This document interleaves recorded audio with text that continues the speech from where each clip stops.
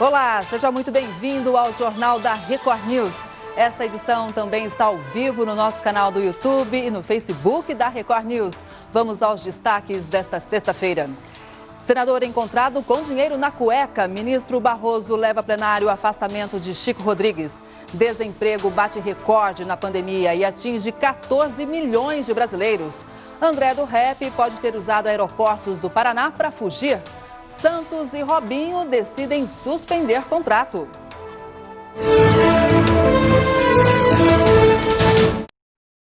Não é segredo que o comportamento de muitas pessoas mudou durante a pandemia, né? Agora, o que causa estranheza é quando alguém diz que não quer participar de reuniões virtuais. Mas a falta de vontade de socializar não é o mesmo que ser antissocial. É importante deixar claro que uma pessoa antissocial tem um transtorno de personalidade. Outra coisa bem diferente é não querer participar de reuniões online porque está cansado desse tipo de atividade e quer um tempo sozinho. O único problema é quando esse comportamento vira um hábito e a pessoa quer passar muito tempo sem conviver com os outros.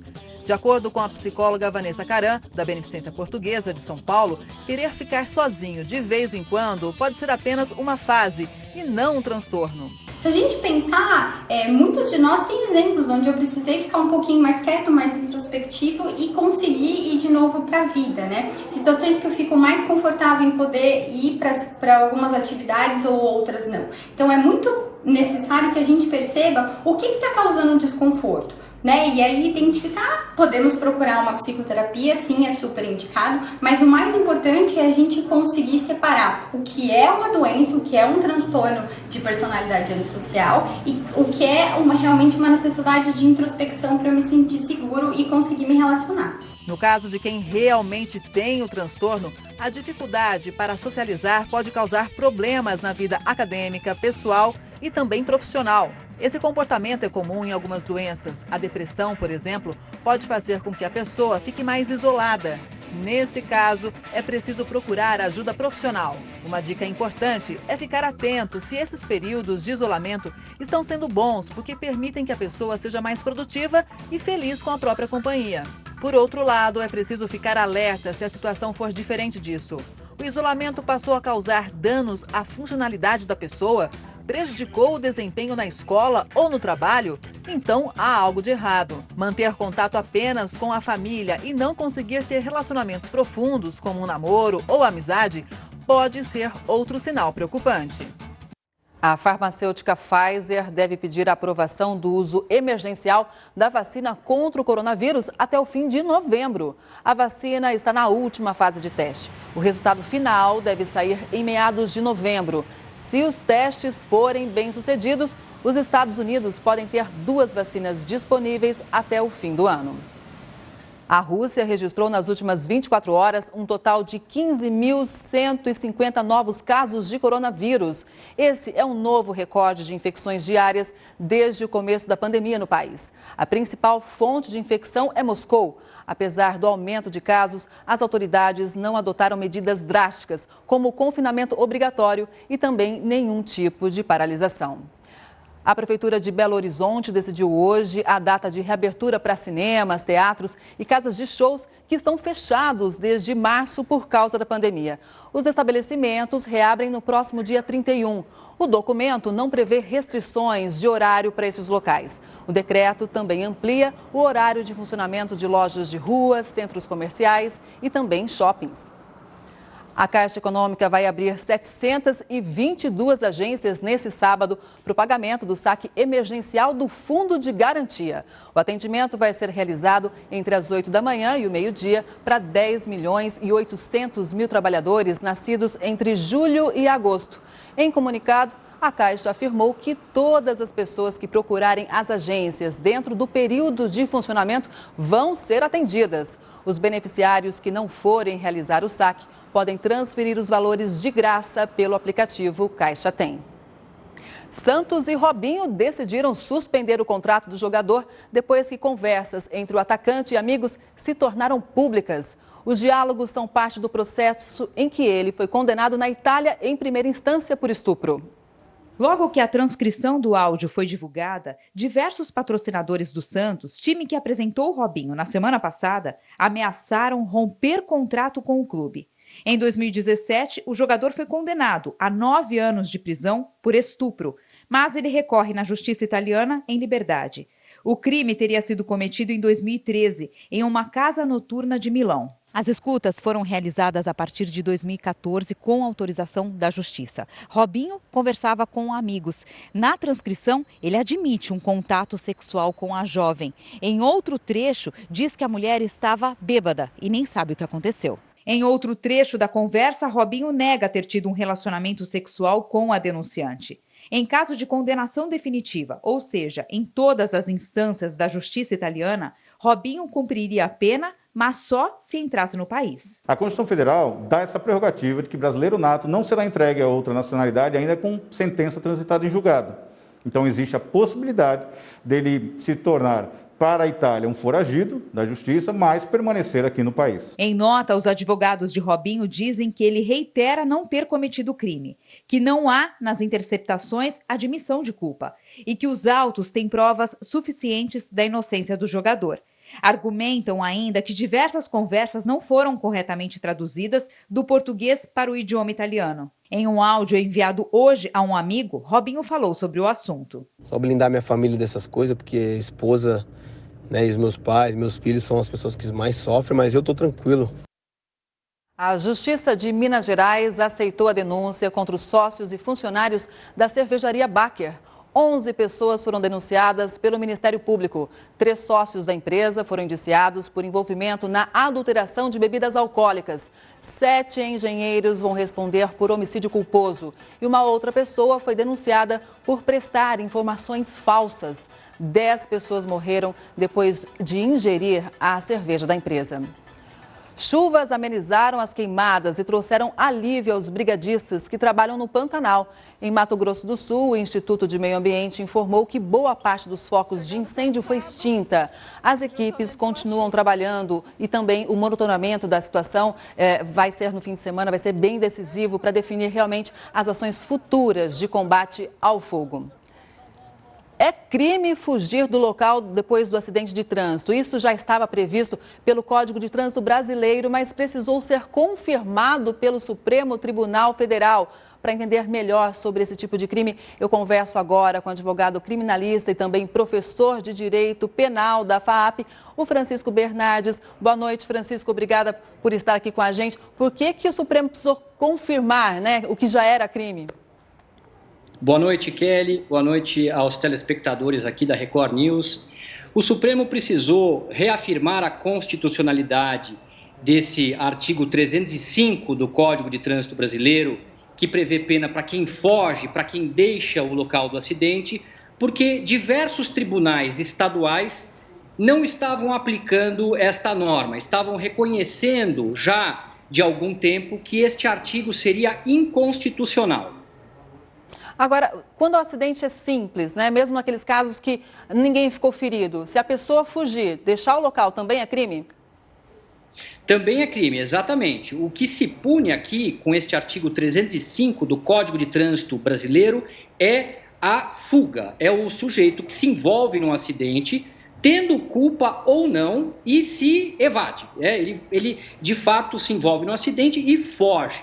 Então, esta norma do Código de Trânsito Brasileiro está punindo exclusivamente a fuga, aquele que se furta a responsabilidade.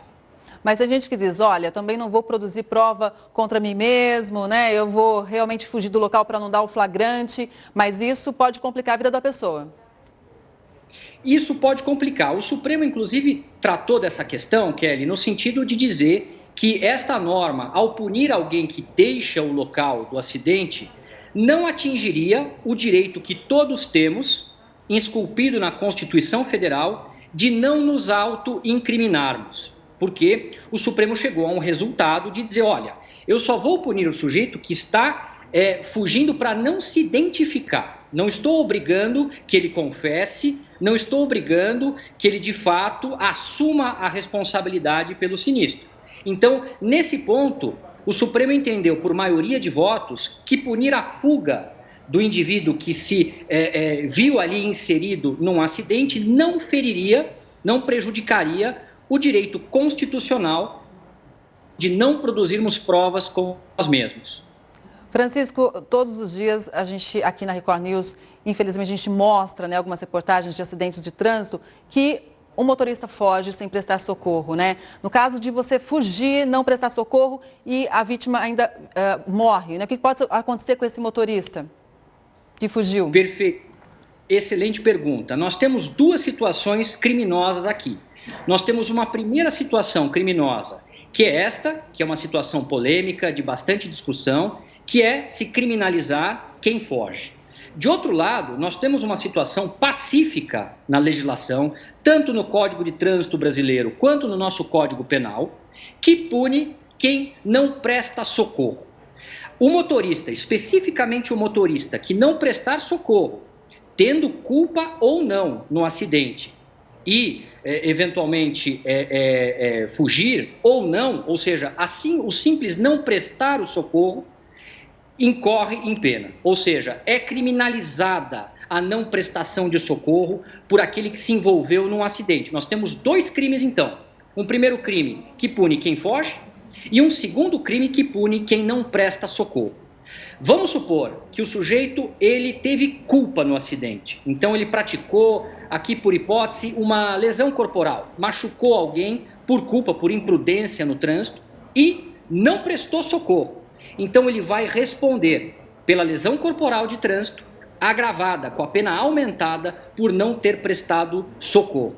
Se ele fugir ainda a sua responsabilidade, ele responde então por lesão corporal culposa, com o aumento por não ter prestado socorro e ainda pelo crime de ter fugido do local do acidente. A situação fica, Kelly, bastante mais grave.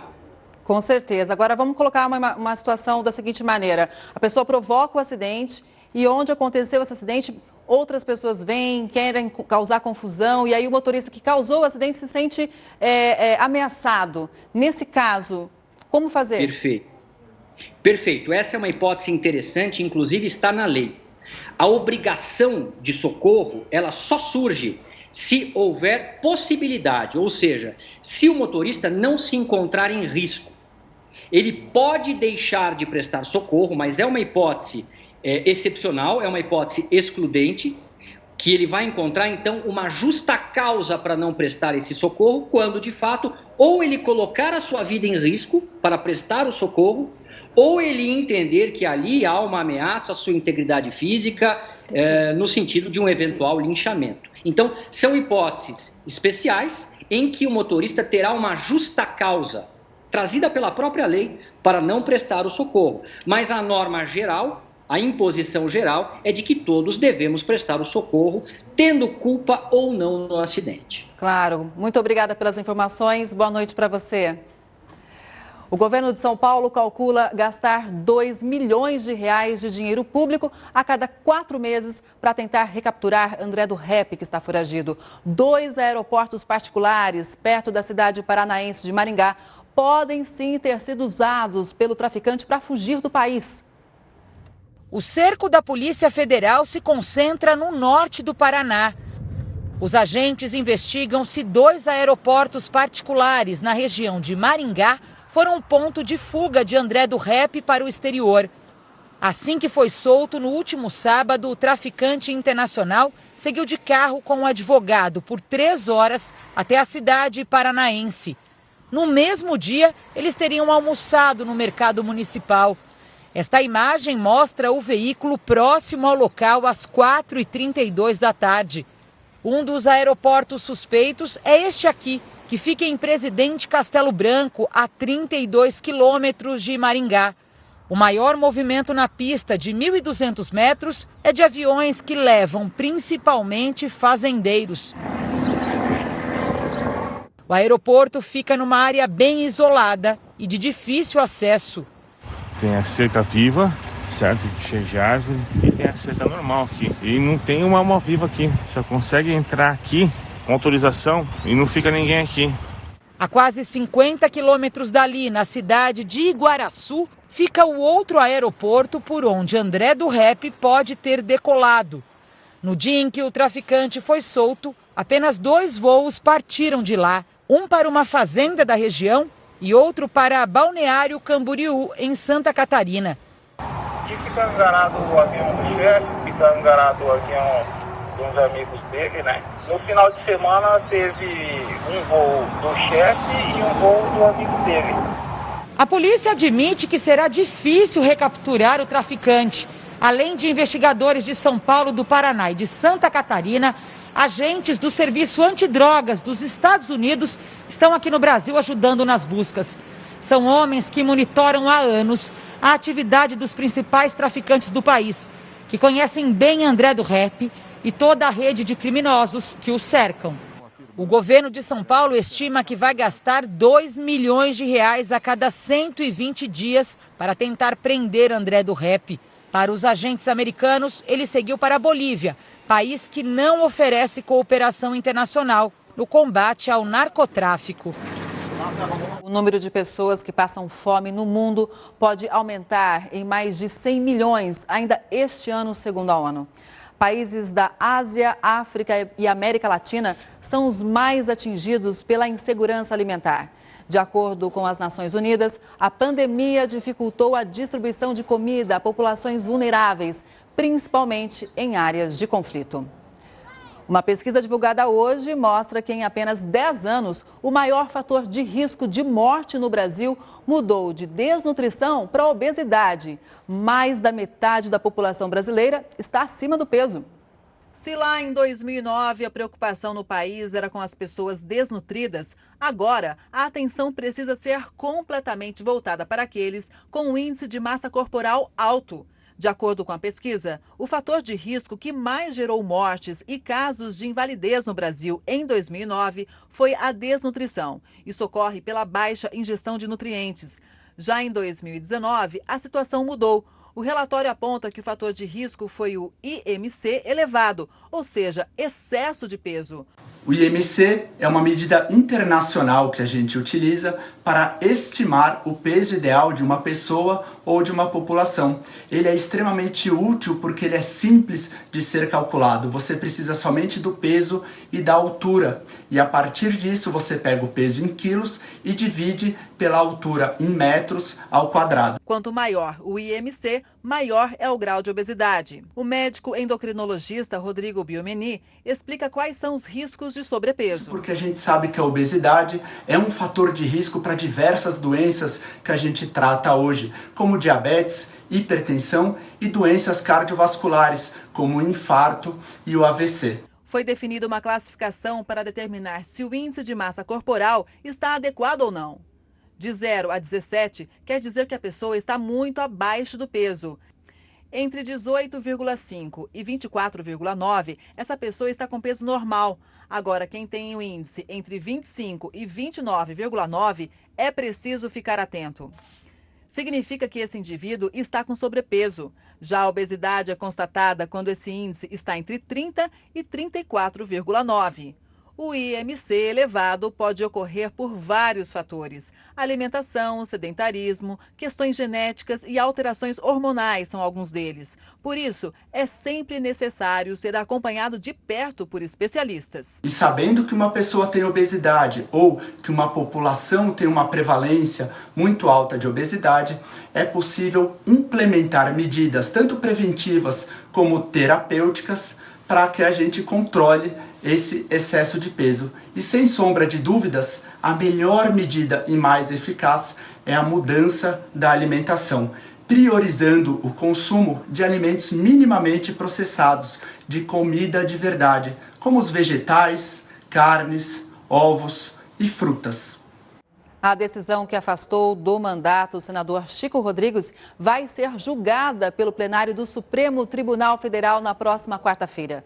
O senador foi afastado do mandato por 90 dias pelo ministro Luiz Roberto Barroso. O pedido de julgamento foi feito pelo próprio Barroso. O ministro determinou o afastamento dele após o parlamentar ter sido flagrado com dinheiro escondido na cueca durante uma busca e apreensão da Polícia Federal.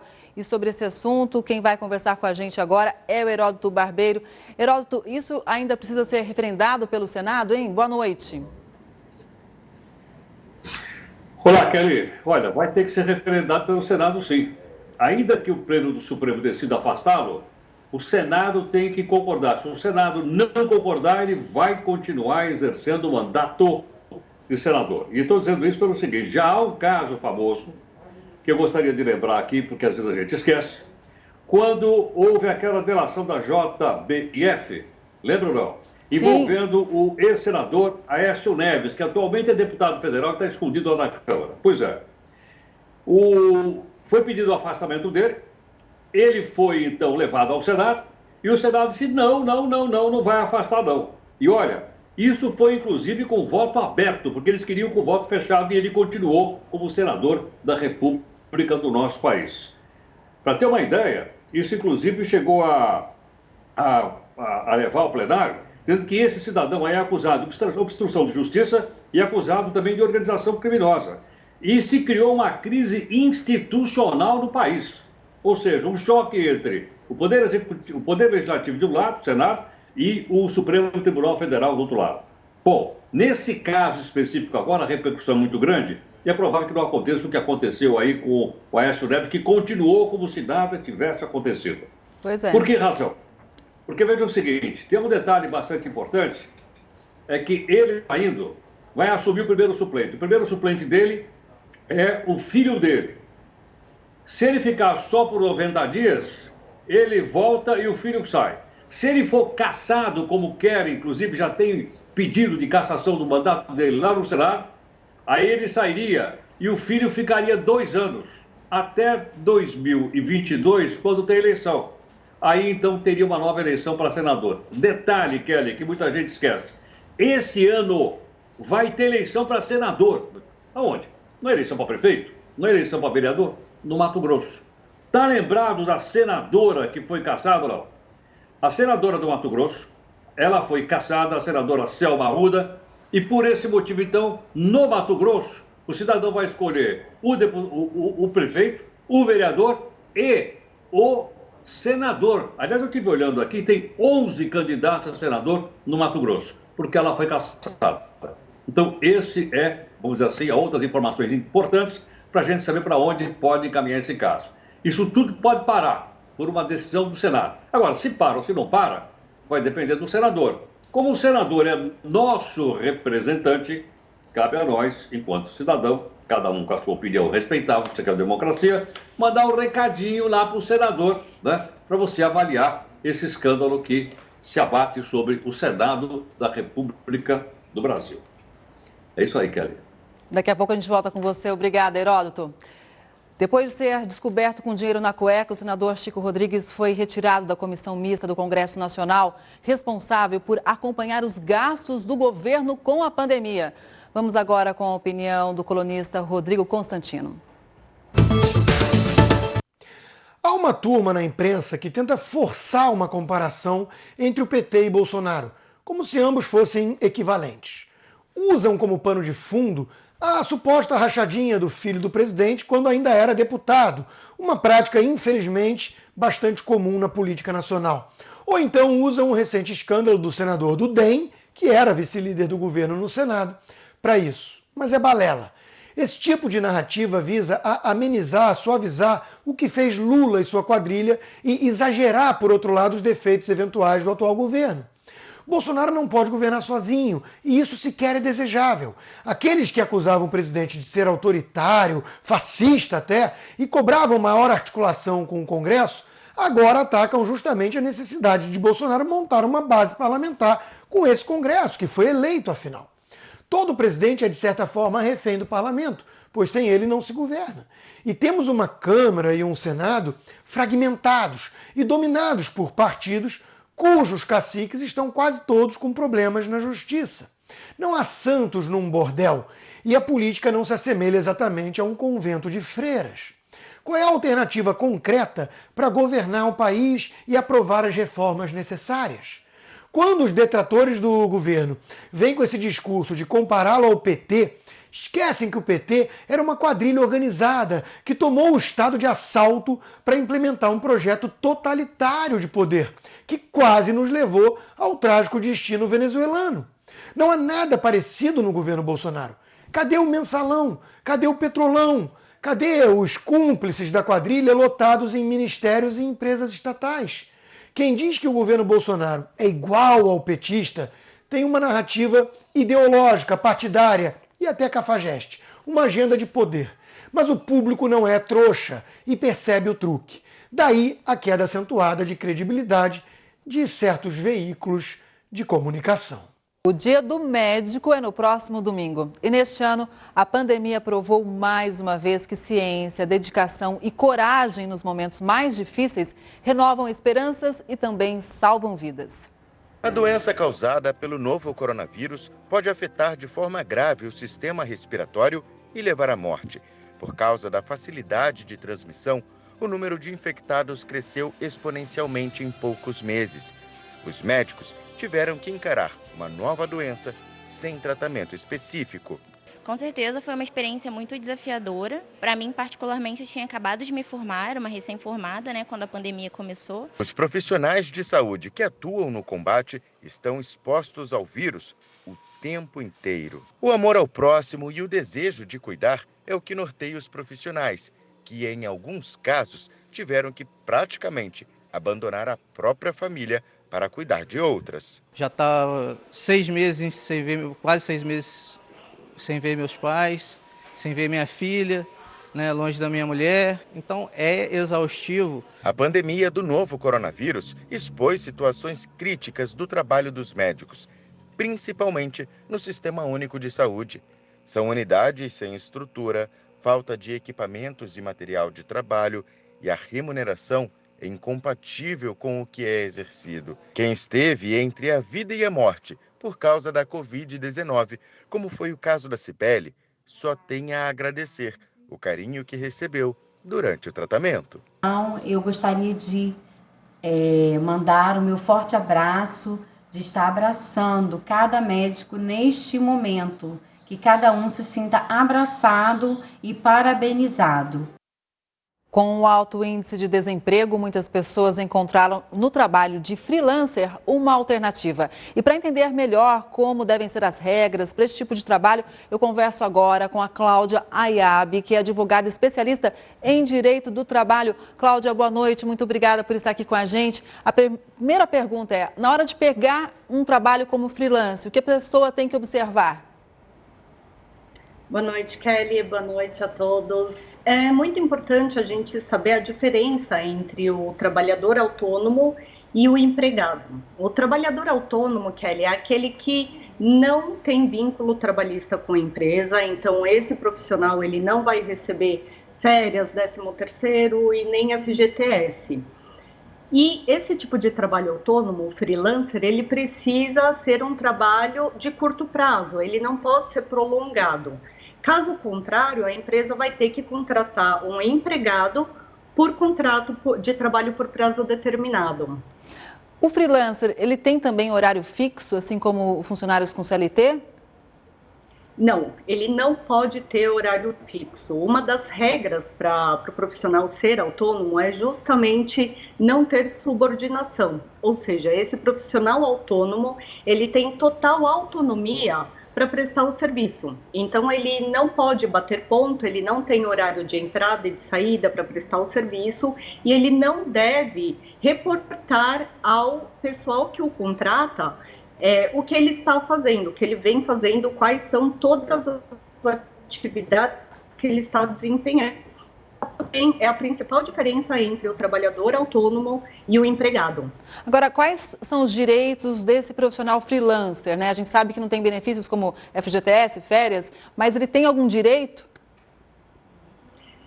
Infelizmente, direito como empregado ele não vai ter, Kelly. O que precisa ser feito, o freelancer ele precisa se atentar para algumas regras. Ele precisa se cadastrar junto à prefeitura, como contribuinte mobiliário e ele precisa se cadastrar também no INSS como contribuinte individual e o freelancer também tem a opção de ser PJ, de ser uma pessoa jurídica e nesse caso ele precisa constituir um CNPJ, Se o autônomo quiser criar um CNPJ, ele pode procurar o portal do empreendedor. E o direito que ele vai ter, se ele recolher o INSS, a contribuição previdenciária, amanhã ele pode se aposentar como profissional autônomo. Agora, mesmo que aconteça um acidente com esse freelancer durante o trabalho, mesmo assim, o empregador não vai ter nenhuma responsabilidade? Não, não vai ter nenhuma responsabilidade, Kelly.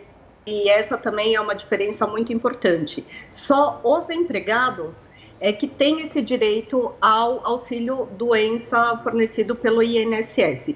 Se o prestador de serviço autônomo se cadastrar como contribuinte individual, ele também tem esse auxílio do INSS. Só que a diferença é que o empregado, ele pode adquirir uma estabilidade provisória, ou seja, quando ele retornar da licença pelo INSS, ele tem 1 ano de estabilidade naquele emprego. Já o profissional autônomo, não. O profissional, ele faz um serviço de curto prazo e ele não tem nenhuma estabilidade porque não tem emprego. E até por isso, né, ele pode prestar serviço para várias pessoas ao mesmo tempo. Exatamente, Kelly. Esse é um benefício de ser profissional autônomo, né? Ele não tem os direitos do empregado, né, como férias, 13º, em compensação, ele pode prestar serviço para várias empresas. Então, ele pode prestar serviço concomitantemente em 2 ou 3 ou várias empresas, recebendo de diversas fontes por serviços diferentes. Ok, então, muito obrigada pelas informações e uma boa noite para você. Em Brumadinho, Minas Gerais, moradores bloquearam uma rodovia em protesto pelo surgimento de novas trincas na barragem que se rompeu em janeiro do ano passado. O protesto reuniu moradores de um dos bairros mais atingidos pelo rompimento da barragem da Vale, em Brumadinho. Eles bloquearam todo o trecho da BR-381 que passa pela cidade. Revivemos todo momento de pânico devido à circunstância que aconteceu em Brumadinho. O motivo da indignação é que durante uma reunião com o Ministério Público de Minas Gerais, a mineradora revelou o surgimento de trincas na área que contorna o reservatório remanescente da barragem B1, que se rompeu em janeiro de 2019, deixando 259 mortos e 11 desaparecidos. Durante a reunião, a empresa garantiu que não são necessárias retiradas de pessoas. O Ministério Público exigiu que a mineradora repasse informações detalhadas aos atingidos, apresente ações emergenciais a serem tomadas para garantir a segurança para o retorno dos trabalhadores ao local. Esta especialista em barragens explica que é preciso identificar os tipos de trincas e monitorá-las, para que o pior não aconteça. Quando elas aparecem, se a gente negligencia ela no início, não acompanha, não monitora o que acontece, a gente tem uma progressão e essas trincas vão se ampliando. A Vale informou que a paralisação que ocorreu num raio de 3 quilômetros foi preventiva e que todos foram avisados imediatamente. Nesta sexta-feira, o governo e o Tribunal Superior Eleitoral apresentaram o plano de segurança para as eleições municipais. Foi feito um mapeamento de risco em todos os estados brasileiros, com os principais pontos de possíveis crimes eleitorais e também possibilidades de solução. Pela primeira vez, a Polícia Federal vai usar drones para combater delitos como boca de urna e o transporte irregular de eleitores. As ocorrências vão poder ser acompanhadas online por meio do Centro Nacional de Comando e Controle de Operações Integradas. Segundo o ministro da Justiça, André Mendonça, o principal objetivo do projeto é auxiliar a Justiça Eleitoral a manter a imparcialidade nas eleições. Agora o Heródoto Barbeiro vai falar sobre as despesas dos candidatos a prefeito e também a vereador. Heródoto, conta pra gente com o que eles estão gastando mais, hein? Olha, Kelly, eu acho uma prestação de conta para as pessoas que pagam imposto no nosso país. Não esquecer o seguinte: do nosso bolso saíram 2 bilhões de reais para financiar a campanha para prefeito e para vereador. Então nós temos que saber onde é que esse pessoal já está gastando. Quantos que eles gastaram da nossa grana? Dos 2 bi que nós demos na mão deles. Já gastaram agora 129 milhões de reais.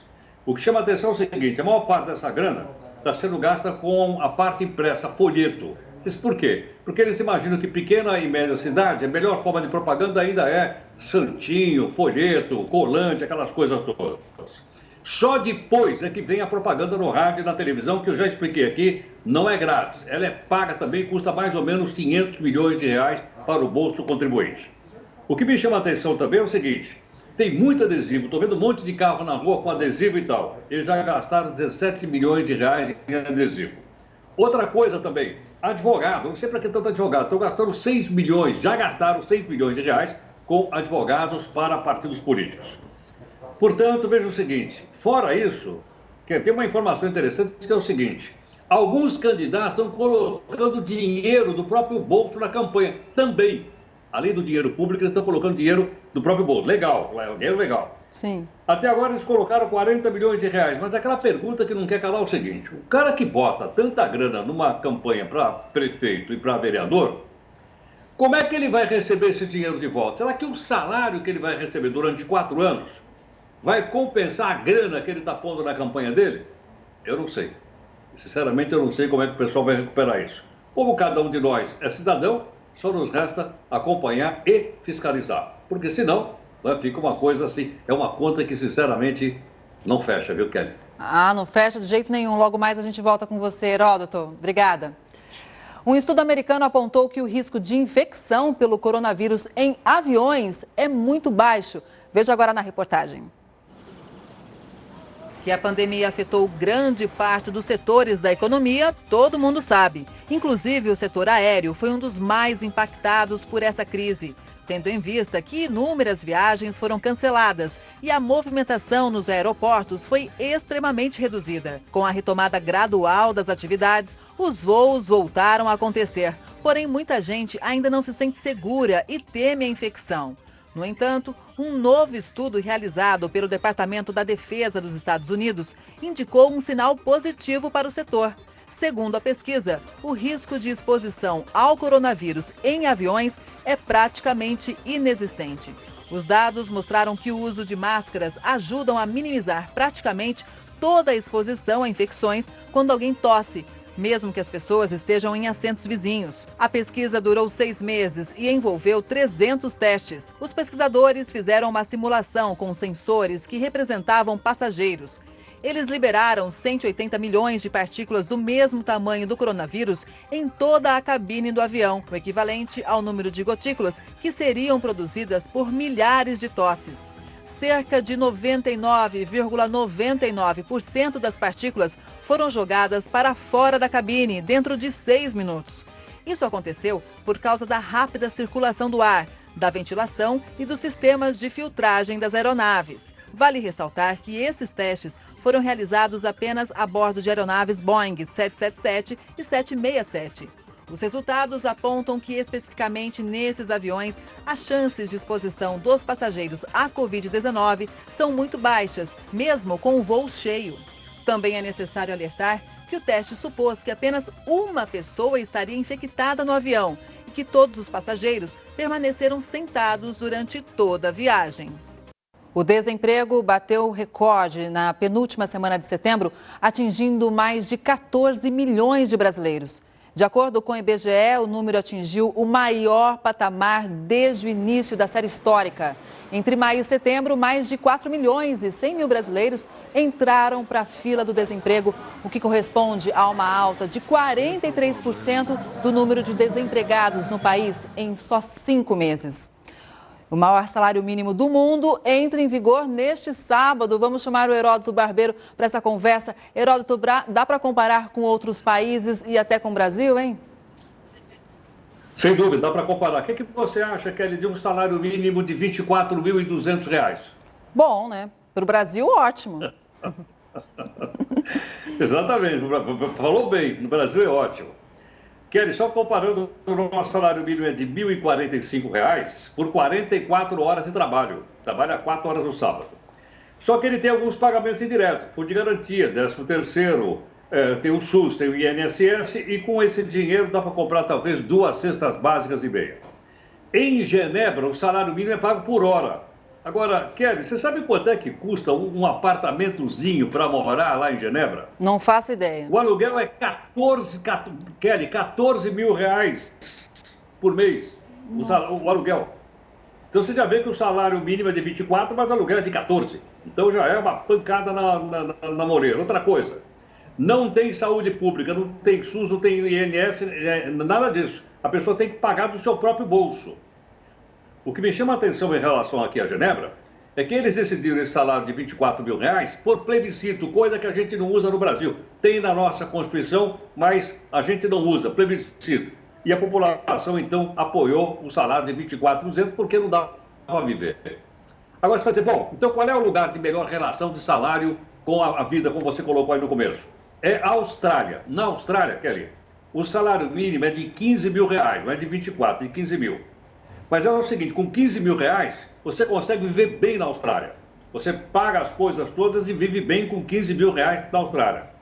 Nem em Genebra, na Suíça, você não consegue viver bem com 24, porque eu já falei aqui que só de aluguel de um apartamento ele custa R$14 mil.